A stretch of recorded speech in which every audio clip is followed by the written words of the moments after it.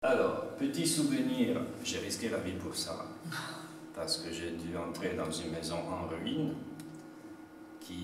maison qui maintenant n'a plus le toit, parce qu'il est tombé.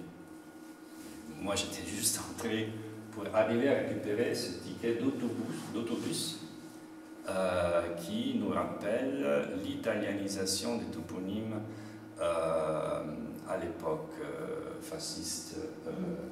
Et là, on a Châtillon, qui était devenu Castiglione d'Ora. Antei Saint-André est devenu Antei Saint-André. À Fier, là, pour le moment, Buisson et Main, c'est comme ça. Mais Valtornenza à la place de Valtournanche. Et Perer Cervigna, qui est né à cause de la station, du projet de la station touristique.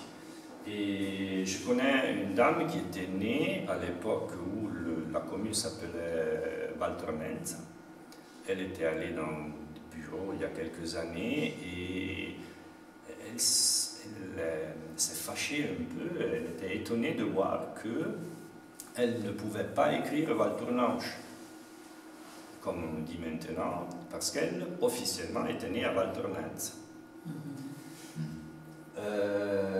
Malheureusement, le ticket a été déjà utilisé, je n'ai pas pu utiliser le mot.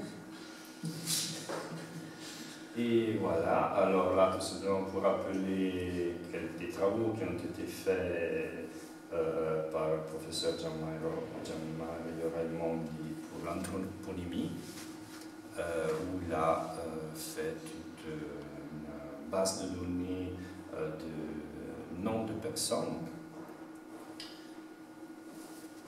Et les enquêtes toponymiques qui heureusement existent, qui ont débuté dans les années 80 et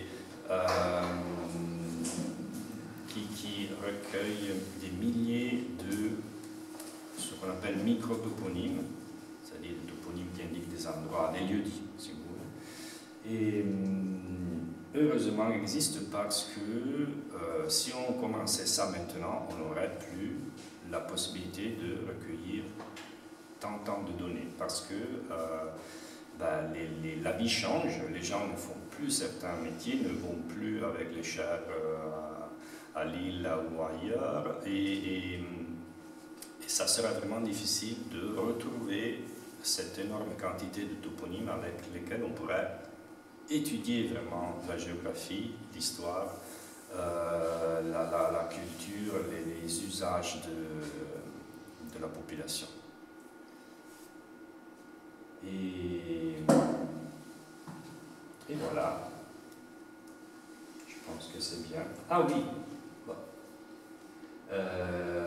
Un résultat d'une enquête de toponymie autour du bourg d'Antei Saint-André, c'est la carte du cadastre, et là on allait marquer les toponymes.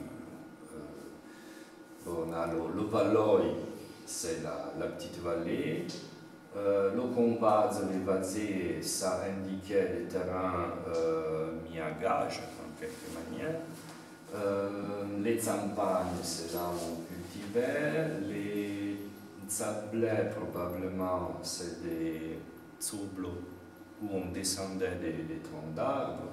Les Granze, c'est assez facile. Après, quelque part, il y a des granzettes.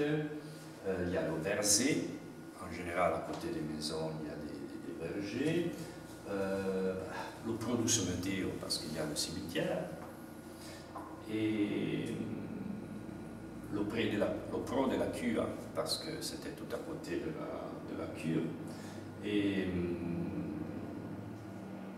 chaque petit endroit a son nom. Il y a aussi le pro de la Fea, tout juste là, un peu plus en haut du bord, c'est-à-dire le bourg.